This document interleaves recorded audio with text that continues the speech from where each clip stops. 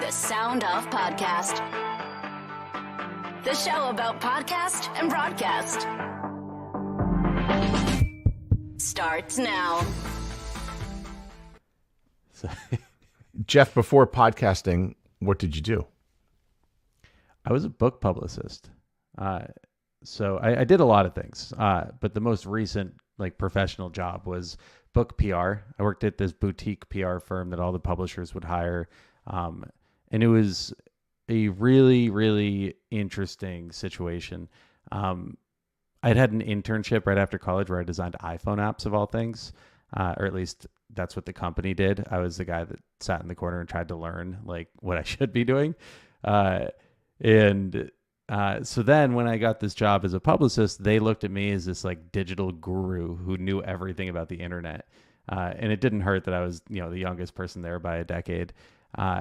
So anyway, I was a book publicist. I did a lot of work with the internet back in 2010 when that was very much a thing, but kind of new for some industries.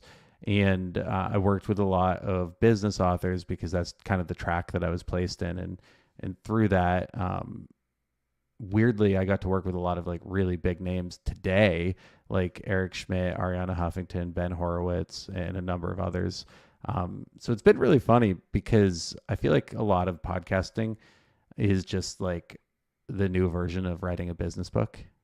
So it's your version of a business card. So I started this podcast with looking for the intersection between radio and podcasting, and I've kind of sort of found it. But I think it's really books, writing, blogs, magazines that has more in common with podcasting than radio.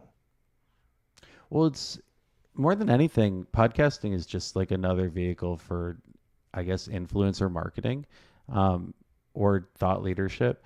And at its podcasts are cool, but at the end of the day, it's just a vehicle to get your message across. So the message isn't changing, or at least not as quickly as some of us would want. But this is just the new way of delivering that message. So it's very similar to radio, to TV, to books. And it's cool because now you have all kinds of other vehicles too that are doing really unique things.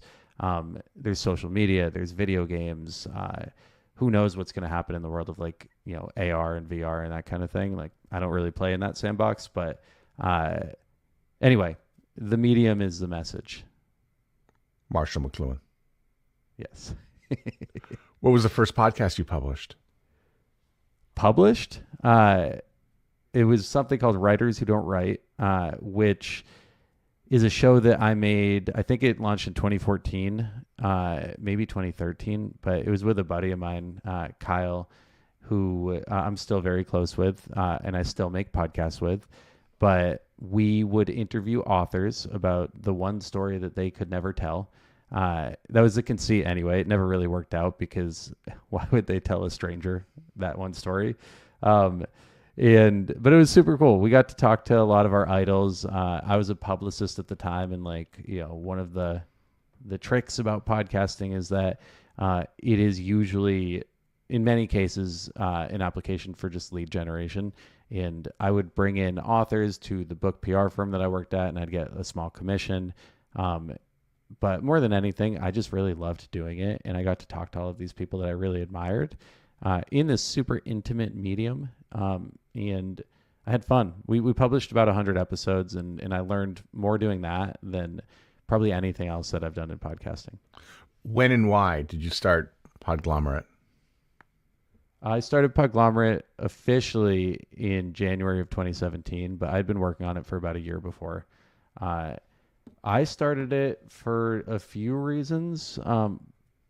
The main one was that I really wanted to work in podcasting, but the only people that wanted to hire me as an editor, and I was a very bad editor.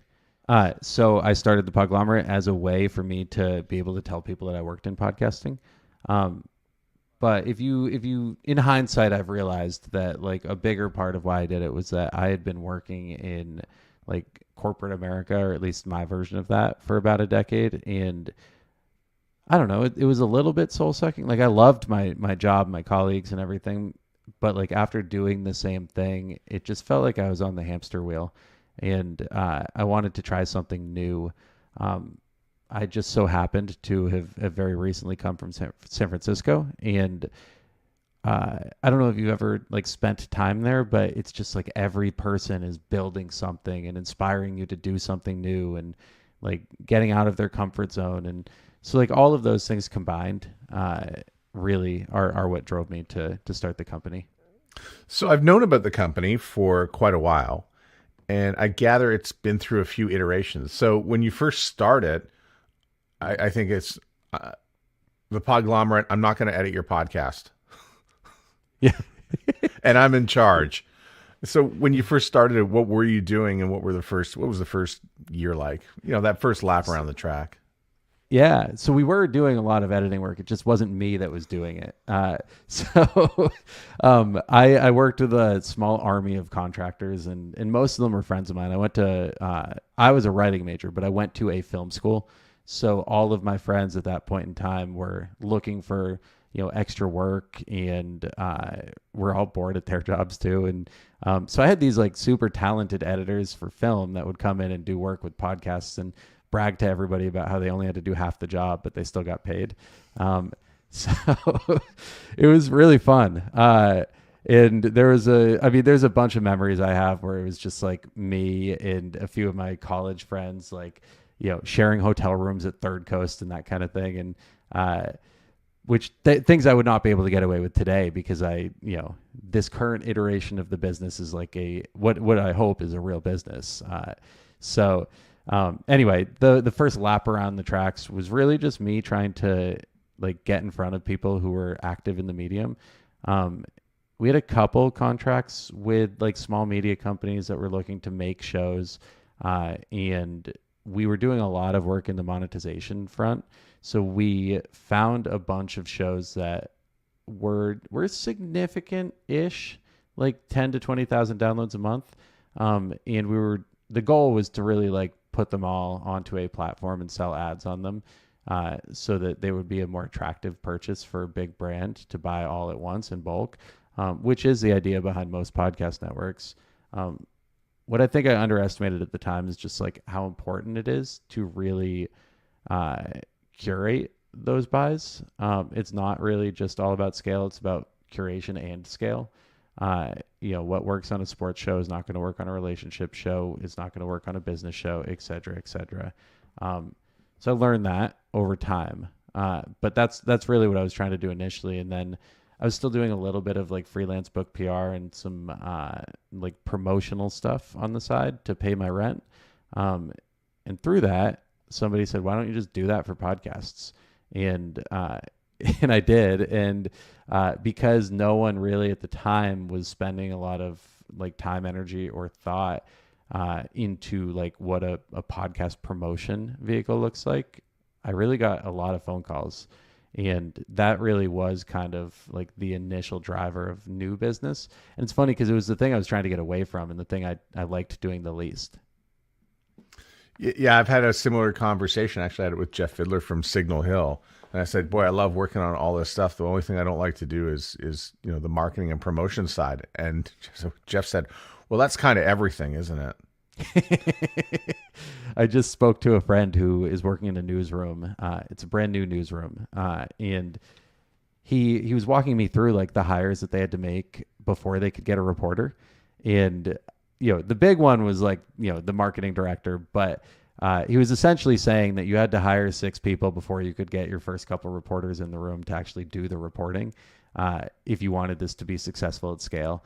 And, it gets very expensive at that point. And it's almost like, well, why do we have to build all these things just to tell stories?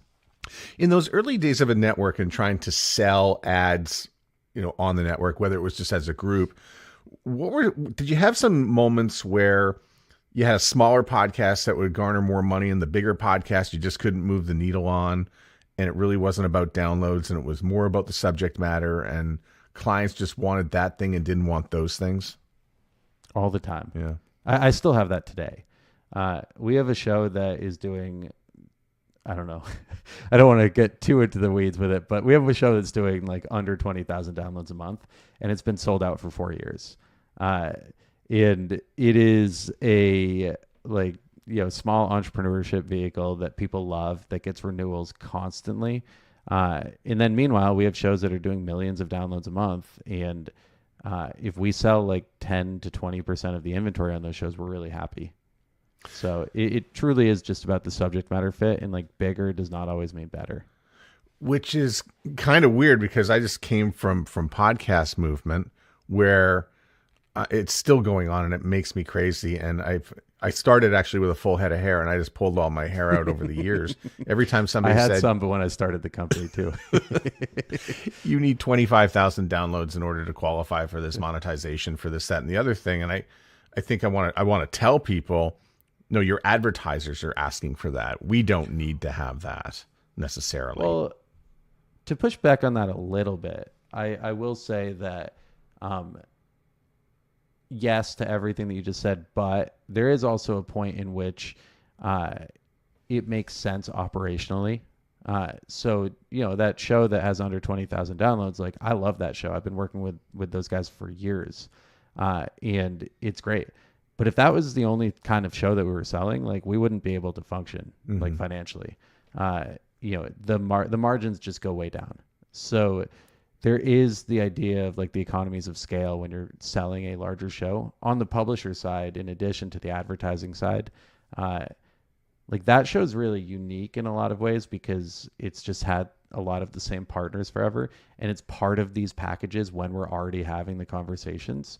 But like on its own, it does not make financial sense to sell that show. So then it gets tricky. For us anyway. Yeah. But then it gets tricky because now we're into the audience building side of things, and we need to build audience, but we need to build the right audience. Correct. And that's where I'm going to ask you, how do we go and find the right audience for the podcast? Thank you. The easy questions. Yeah, I mean, there's a lot of ways to do it. Like the way that we do it at Podglomerate is using what we call our 5-tier approach. So PR, marketing, cross promotion, pitching the apps, and paid acquisition. And I'll give you like 30 seconds on each of them. But in essence, we do all of these things holistically in order to try and like find different touch points for the audiences that may care about the show. So the publicity side is very simple. Most people are aware of what that means, but it is the goal of that is to get earned media. So interviews, features, reviews, lists of shows surrounding certain topics. In order to do that, you have to create a press kit or just like materials that talk about the show, the host, like the vision, the mission, and you have to create a list of folks that you want to reach. We call that a media pipeline. It's a really simple spreadsheet document. We have a bunch of PR databases that we use. So like we come up with the ideas. Our entire team is intimately familiar with the entire media landscape. They're reading like magazines, blogs, newspapers, listening to podcasts like every day. That's part of their job. I would say it's the best job ever. And so they know like what these writers are interested in. They know what these writers are potentially going to cover in the future, and they're able to craft their messaging and the pitches based around that. And it's a lot of relationship building. Like we have a goal for all of our marketing staff to like have X number of meetings with different folks in the industry every week. Because it really is truly about making those relationships today so that when you want to implement those in the future, you have them already. And you're not just going in cold saying like, hey, can you guys do this for me? And also like, you got to remember that most of these people are looking for their next interview or their next article or whatever. So like, if you can be helpful to them in finding that, then that's great. That said, most media is not going to really move the needle when it comes to podcast downloads. There are definitely exceptions. There are hundreds of exceptions, but it really depends on like the show, the content, like where your show is being featured, their audience and how dedicated that audience is, and then how close of a fit the content that you're pitching is to that audience. The second vehicle, and I promise these will go quicker, is what we call marketing. And there's two buckets to that. There's owned and earned. The owned would be just like your own vehicles. So social media, website, newsletter, if you have an app, if you do events, if you have other podcasts, how can you leverage those audiences and move them towards audiences on other shows? And there's a million different ways to do that. And like, we build out like a big document and an audit to like show you the best ways to do that. And then there's attribution tracking on this. So there's a lot of different ways in which you can gauge the effectiveness of these campaigns so that you know what's working and what's not, and you can put your efforts into one or the other, or like change what's not working. And then the earned marketing stuff would be like partnerships with third parties, working with Quora or Reddit or Pocket or Hark. And if it's helpful, I can walk through examples of each of those. But the idea is really just like find these different outlets that are looking for their versions of content, work with them to provide that based on the content of your show, and build that out in like a really robust fashion so that it's a win-win for everybody. And then it also feeds into the owned stuff, because then you can like share it on your socials or in your newsletter, and it becomes this like funnel. So a little bit of a flywheel effect, and we could talk about that with video if you want later. But I think the big idea with any kind of like marketing is like, where is it in your funnel? Like, how does it align with your goals? And like, how are you utilizing that? The third bucket would be cross promotions. So pitching for interviews, feed drops, audio promos. Podglomerate has run more than 150 million cross promo impressions in the last few years. We have the data on all of that, so we do know a lot of what's working and what's not. And there's no silver bullet, unfortunately. It really is just about like all the variables that go into the read, the script, the content fit and alignment. And we can see like there are certain genres that will probably outperform and certain size shows that will perform better than others. But it is still very much a case-by-case basis. There's also attribution tracking for all of the audio to audio swaps or audio to web swaps, which some people don't realize. I'm sure your listeners know that very well, but many others might not. Then there's pitching the podcasting apps, which is the fourth bucket. So there is the idea of pitching your show for editorial curation on these different platforms like Apple, Spotify, iHeart, SiriusXM, etc. There's also like certain ways that you can not game the algorithm, but like, work within the algorithm for how people may be like searching for a show on a certain platform or something. And then the fifth bucket would be paid opportunities. We've spent more than $5 million promoting podcasts, and we have the data for all of that and how effective it's been or otherwise. So we've broken that into 5 buckets. So there's audio paid promotions, there's in-app paid promotions, there's social, there's display, and then there's what I would call miscellaneous, which is kind of like everything that doesn't fit nicely into one of those buckets. So now that I've given you just a little bit to think about, like... Well, actually, and it's great you mentioned that, because I'll just touch on the cross promos, because I think that's the hot one. And I know, like, there's Steve Goldstein at Podcast Movement standing up and talking about the opportunity with this. And I mean, it's one of the it's actually the only reason that I started a network was just to have the ability to do cross promotions between the podcasts, even if they didn't necessarily mesh completely, but also having the ability to include others to do it. And so everybody gets there first. And Jeff, I'm here to tell you that you were my first. I think it was like, I love it. Yeah, 2019. I've got a podcast, and they say, well, this guy wants a third-party tracking pixel. Can we do that? And I said, yeah, actually, we're all set up and ready to do that. And so you don't remember this, but you sent me I don't remember this. No. What was the show? The show is called Writing Class Radio, which is which is. I do remember this. Yeah. And I know exactly what you're talking about now. Yeah. Apologies. Was this for Storybound? Yes. Okay. Yeah. Yeah. So how did that swap work out? I wouldn't know. I didn't have a third-party tracking pixel, but I put one in for you. Yeah, it's so funny. It's like I literally have a database that I can go back and check that. And maybe I'll do it after the interview. But yeah, that's exactly the kind of thing that like we find to be most effective. I'll be honest, there's a million studies that will show you like what works and what doesn't. And I actually would put like Steve Goldstein's like cross promo study in the same bucket as I would like the Podscribe like attribution report that just came out. Because in a lot of ways, a cross promo is just an ad. And you're able to, it's kind of taken on like this weird identity of its own. But like at the end of the day, it's an ad. It's promoting another podcast. It's just a tune-in campaign as opposed to like, a direct response or like an e-commerce situation. There are things that work really well. I really hesitate to say that it is something that is applicable across like every campaign that you run. What works really well is finding content alignment, like Writing Class Radio and Storybound. They're both shows that explore writing in different manners. And Writing Class Radio, if I remember correctly, is a chat show with a literary agent. And am I wrong? It's close, yeah. Okay. I mean, So they'll edit your podcast, and she is a literary agent as well, and they offer writing classes and then turned it into a podcast, and yeah. See, it's perfect.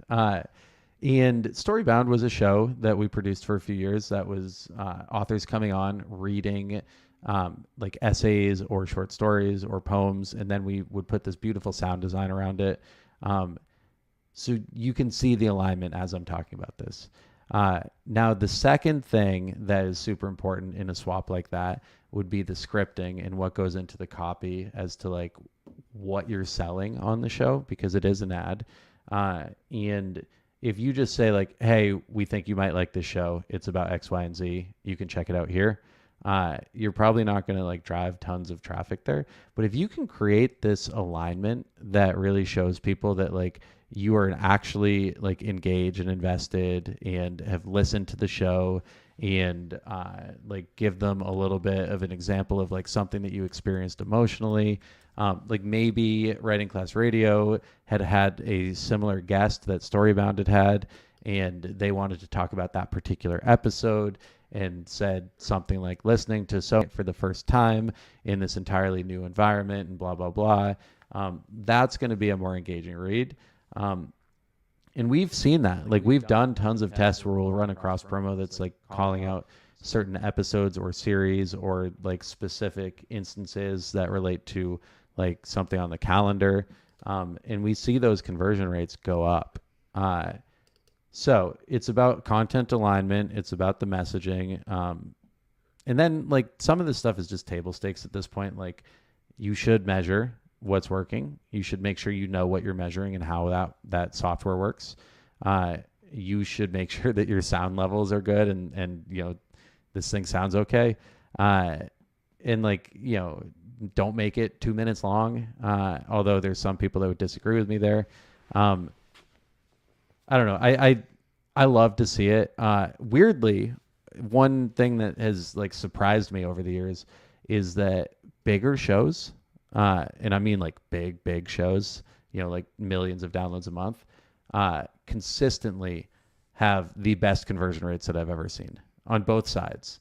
And I suspect that has to do with just their like relationships to their audiences. Like they got big for a reason because it's a great show. But I'll say it was surprising because it's like multiples better on the conversion rate side. Like we're not talking just like, between 0.2 and 0.4%. We're talking about like 0.2 and 2% on some of these conversions. So when you do a swap, is it better? It's obviously would be better to have the host of that show promote the show that you want promoted, right? Give it a host read ad feel to it, as opposed to just sending over Yeah, some of the data says that like host reads perform like 1 to 1.5 times better than a non-host read. I'll say that like it kind of depends on the situation, but yeah, host reads are preferable almost every time. They're not always possible. I prep this show, like write down quite a lot, but I will do, and then I prep it and I never really pay attention to it, and then I go off script. So I actually found the Storybound thing that we ran. So I'll just play. Oh, wow. I'll play it for you. Hey, it's Andrea Askowitz. I want to tell you about a great podcast called Storybound, now in its 4th season. It's a show that features a wide range of today's top writers reading essays, poems, and stories. Every episode, authors share their critically acclaimed writing, which is accompanied by an immersive soundscape of original music and sound effects. The new season features Chuck Klosterman, Morgan Jerkins, Matt Haig, Nicole Perkins, Omar El Akkad, Ruth Werner, and Tamara Winfrey Harris. Storybound comes to you from the Podglomerate and LitHub Radio. Season 4 is the best yet. So subscribe today on Apple Podcasts or wherever you're listening to this show. There you have it. So that makes me really happy to hear. And it's funny because I'm actually like, as I'm listening, I'm like, oh, we could have written that script in so many different ways. But because that was like 2019, yeah? Yeah. Yeah. It's beautiful. Thank you, by the way, for pulling that up. It's a nice like trip down memory lane. And like as she was mentioning each of the authors, I'm like, oh, I remember making that episode. That was awesome. Yeah. So that was one of my. I just remembered that we'd actually done that. It was one of my first sort of promo swaps we got involved in. And look what I've gotten you into now. You've done hundreds of these, I bet. Not as well as that. I love it. No, it really is a effective tool, and it's something that every podcaster can do, regardless of if you're brand new or if you've been doing this for years. I just went to try and find the data, by the way, and you're right. There was no tracking on that one, so unfortunately we don't have it. But I can tell you some tracking with other Storybound promos. Give me 5 seconds while I find this. But yeah, I think that my opinion on cross promos is this. They are incredibly effective and very good at doing, at finding new audience, and everybody should do them. I think that it is folly to think that that is the only thing that you should be doing in order to grow your show. I want to ask this one, and you can pull up the data if you pull up the data there with Storybound, but I listen to sports Yep. I listen to sports shows like Colin Cowherd, and that's an iHeart thing, and they're filling with some promos, and here comes something that has nothing to do with sports, yet I'm hooked and I want to go listen to it. So what about this idea that it has to be sort of from the genre? It's got to be books and books. That's going to be a good match. That's always a good thing. But what if it isn't? I mean, sometimes I'm listening to something and maybe I would like to try something completely different. Well, it's all about just like contextual targeting or intent-based targeting. Like it does not have to be from the same genre. Yeah. We are working on 2 shows right now. One is about like how to have difficult conversations going into the election season, but like about everything. Like how do you talk to so-and-so about AI, or what happens if you're in a relationship with somebody from like a different political affiliation, or what's like the effect of satire in the news. And then we're working on a show that's like this big investigative sweeping story about corruption in America over the last 50 years.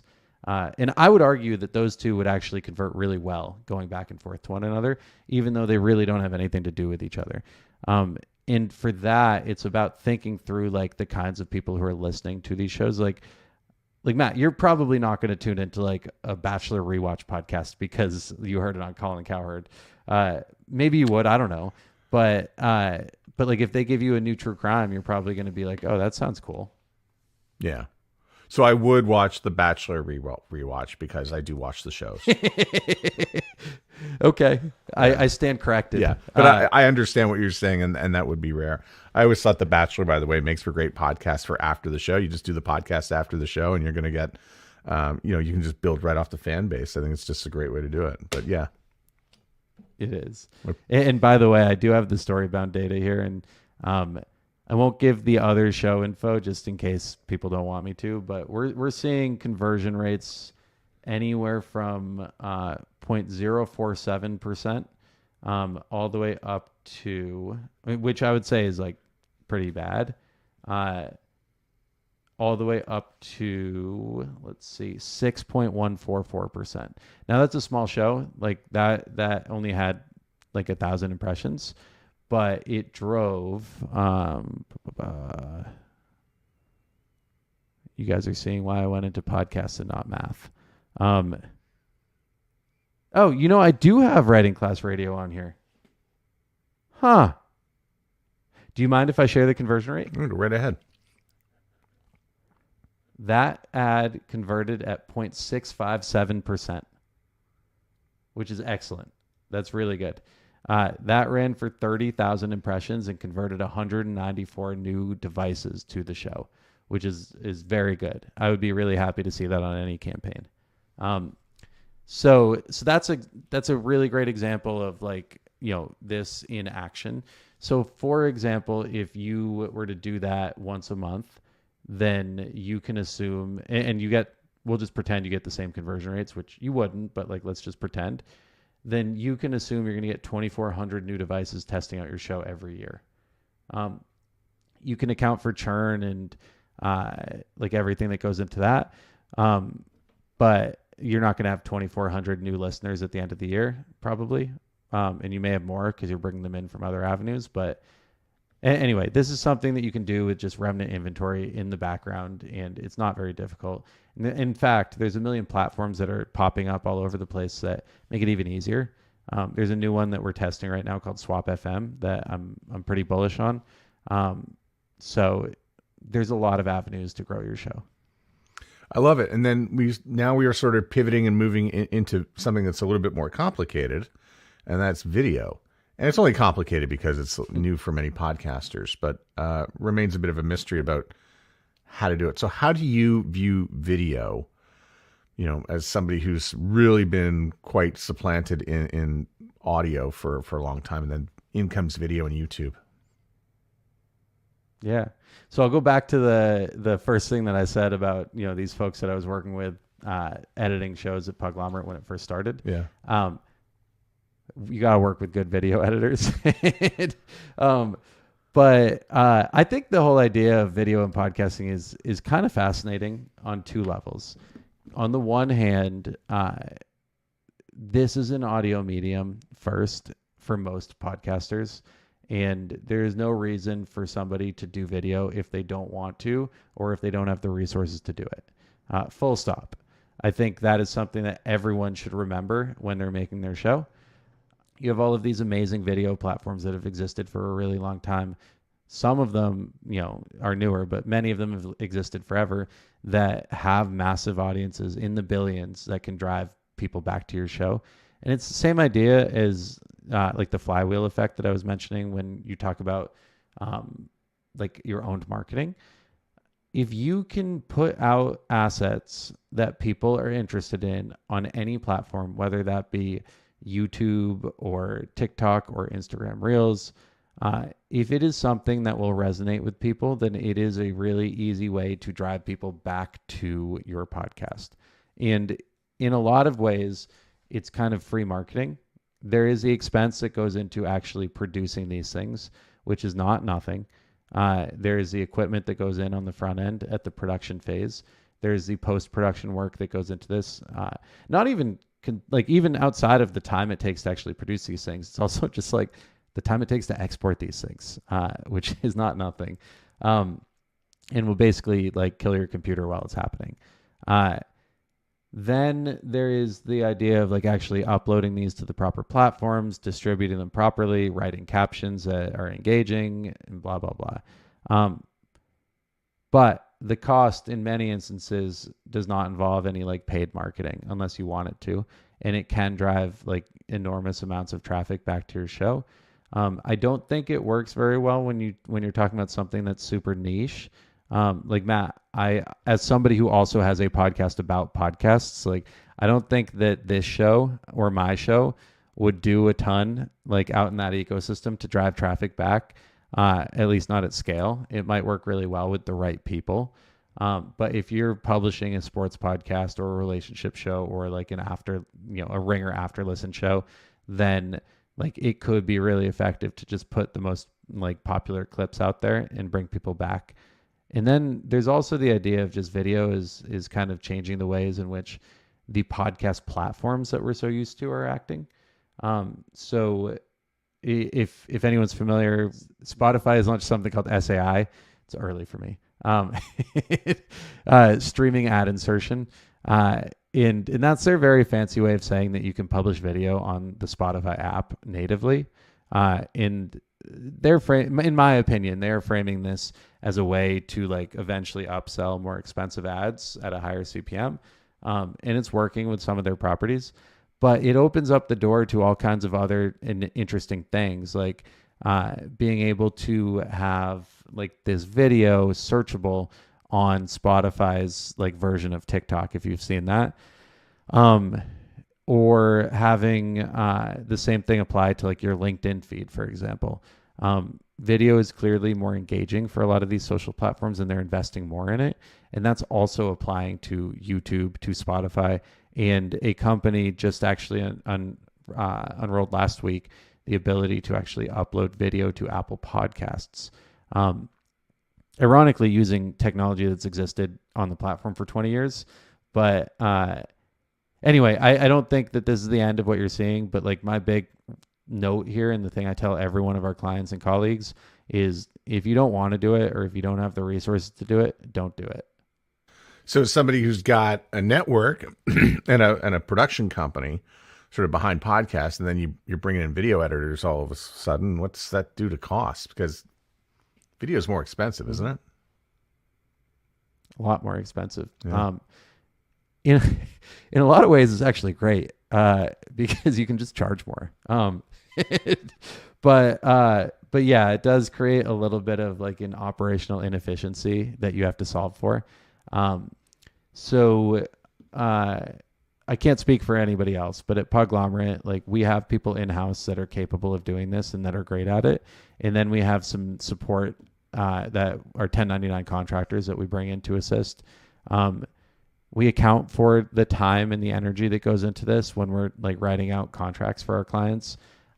And we let them know like what's realistic and what's not. And then we just operate from there. I will say that we now produce video for 75% of our productions. Not always like something that's super high quality. It could be like a talking head show, for example, or we could just be recording the video for social use. Mm-hmm.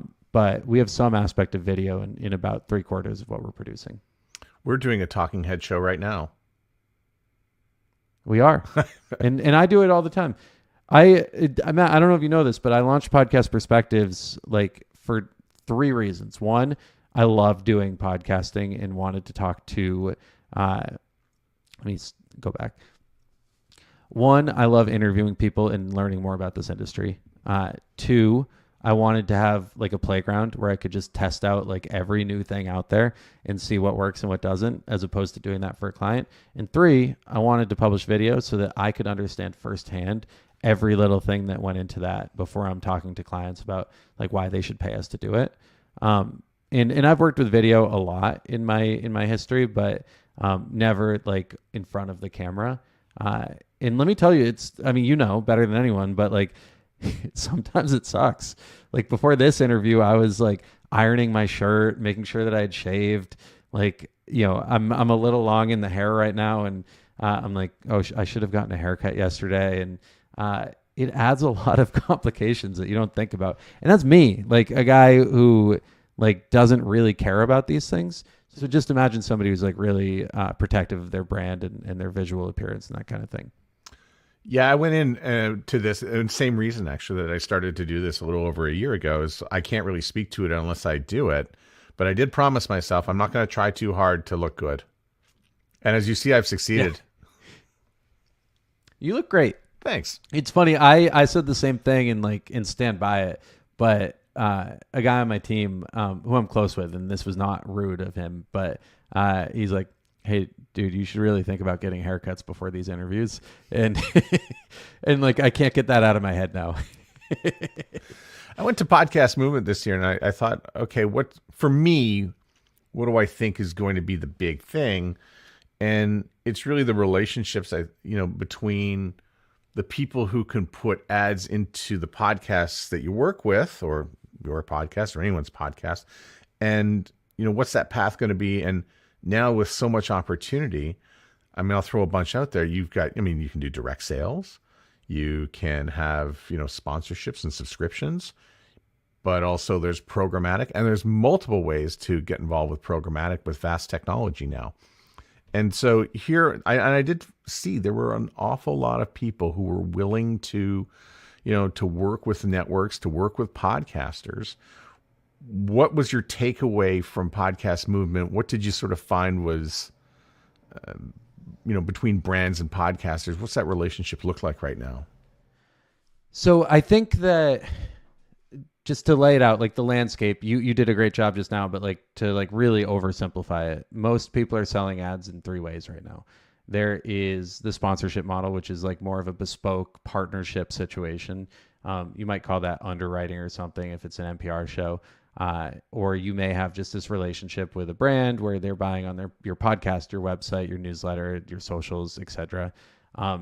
There's direct sales, which are often through the agency. So you are selling on a CPM model for, either dynamically inserted ads or a baked in ad for X number of impressions or X amount of time. And then you charge them like, impressions times CPM. Every month you do the billing. And then the third relationship would be programmatic. There's a lot of different marketplaces out there that are attached to hosting platforms, like the Spotify ad network, which is with Megaphone, AdSwiz, which is with Simplecast. Triton Digital has their own network with iHeart and all those guys. Traditionally, you're going to get like high quality to low quality, high CPM to low CPM, like within that waterfall. And there's a million things beyond what I just said that go into this, but like a very big picture, that's what this looks like. That's how 99% of people are selling their ads. So you can gather from that like quality comes first, but scale is a very close second. So in theory, the more impressions that you have to sell, the more money that you will make. And hopefully you're making more of those sales at like the higher impression threshold than at the lower impression threshold. And then along the way, like everybody gets a piece. So the ad agencies that are selling it take a commission. The publishers that are representing these shows typically will take a commission. The hosting platforms that are enabling this technology will take a commission. The rest goes to the publisher. And I'm very much oversimplifying it. I know that there's a million other things that go into that. But in theory, for every dollar that you sell on advertising on a show, the host of that show or the creator, again, very like variable here, but the host is going to see like between 60 and 70 cents out of that dollar. So there is a lot to think about with that. Like, how should you be thinking about enabling your podcasters to make money? That, in my opinion, is like one of the big mandates of running a network. But also like, how are you protecting yourself and making sure that like you still have a company that can service those clients in the future? So there's a lot that goes into it. Now, in the last couple years, the ways in which people have been buying podcasting ads have changed. Historically, people will do a baked in ad within a podcast because that was the only way that they could do it. Like dynamic ad insertion didn't exist. Dynamic ad insertion came around, and all of a sudden you were able to unlock all of this historical inventory, and you can sell ads on your remnant inventory. And people did that in a lot of interesting ways. Some people were still selling baked in on the front list, and then they'd remove it after 90 days, and then they'd sell like, programmatic on the back list. Some people would just sell everything dynamically. And I feel like we went through this shift where all of these big publishers and platforms like enabled this ability and this choice to occur. And I think it was a really good thing for the publishers because they were able to unlock a lot of inventory. 2021 2 roll around, and you all of a sudden have all of these advertisers who are seeing declining conversion rates, like a correction in like how some of these downloads are calculated, and downloads are how ads are sold. So they're realizing that they're out there buying ads on stuff and paying this amount of money that is not necessarily accurate. So a correction occurs a couple years ago where advertisers and ad agencies like are actualizing those spends in a lot of different ways. And today we are at a point that is really interesting to me because we have all of this technology enabled in order to sell ads in a lot of ways however we want.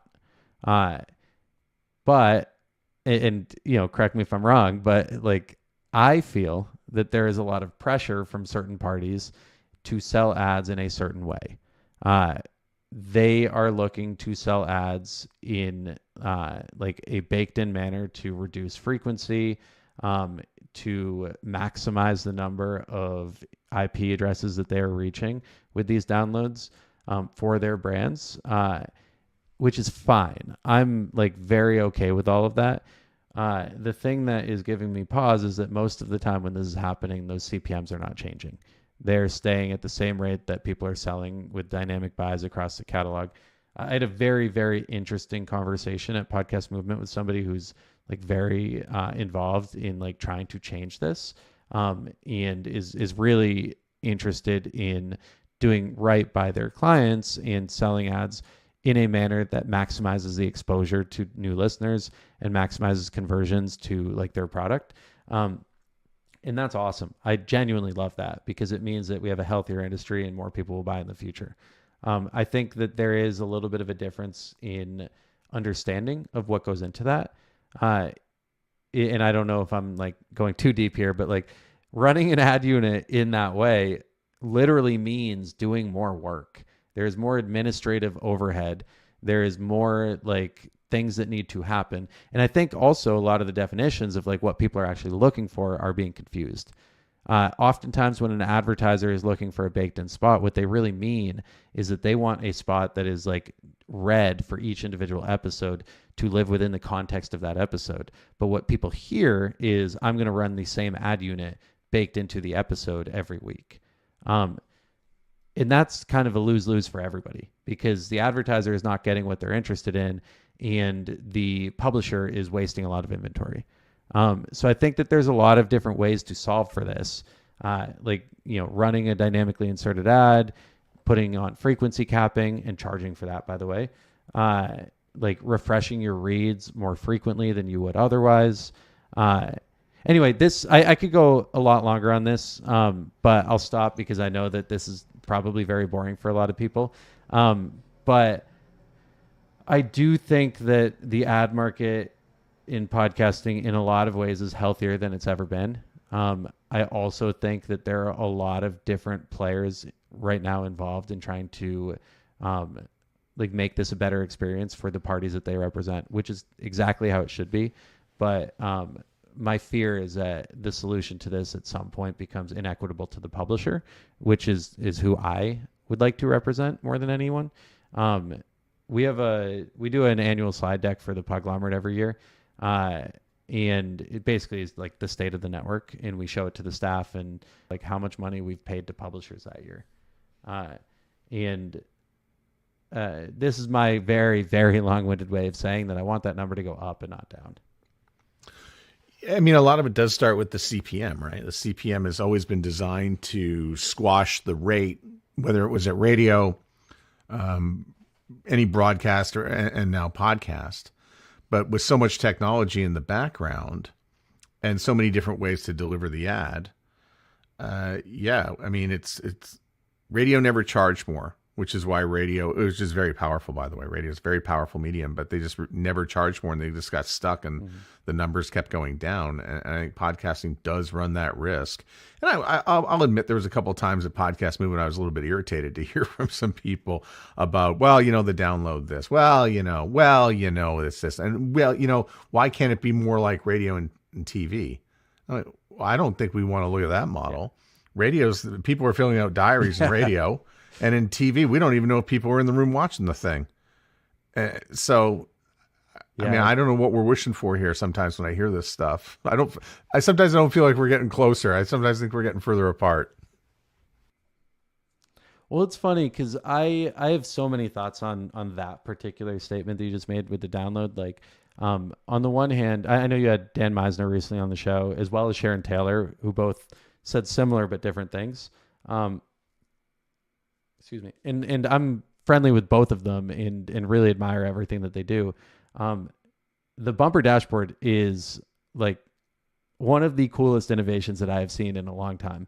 I love using it. I have a show that is on there. it is hugely helpful in all of the ways that Dan talked about on the show. Yeah, I always come back to the thing that Sharon said when you spoke with her a couple weeks ago about how like the download is just all we have really when it comes to like most of the use cases of what we're doing in podcasting. And it's kind of like a double-edged sword, because the whole reason we all love podcasting the way that we do is because it's this fragmented ecosystem. And yet, like, our biggest complaints have to do with the fact that it is a fragmented ecosystem. So I don't know. I don't have an answer. I wish I did. I'd be like a lot more prominent if I did. But I think both things can be true. Like, I would love to use the Bumper dashboard and still sell ads on downloads, and still work with like agencies to come up with a fair CPM and a fair way of serving our ads that like lead to conversions for their clients. And at the end of the day, I think all of us just want to tell cool stories. What is one of the things that you are working on that's sitting on the corner of your desk that you're very excited to be tackling over the next 3 months that's going to solve the problems for the Podglomerate? I wish I knew the answer to that. But I have, and I will say, by the way, that any company will always have problems. But I'm very lucky to be saying that, like, you know, we're in a very good place right now. But that said, there are a couple initiatives that I'm tackling right now that are of note. One is like I would love to make my own version of what Bumper is doing with their dashboard.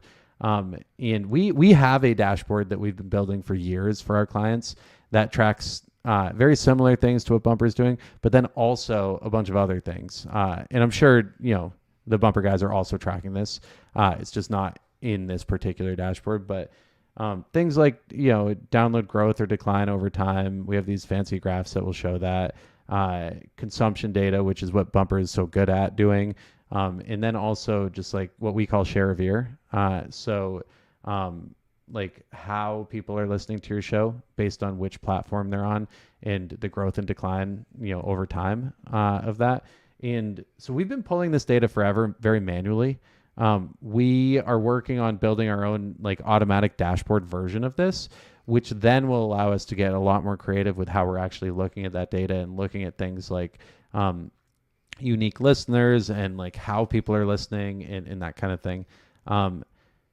So I'm very excited about that, and we are in you know, production on that, I guess you'd call it. I don't know, in development on that.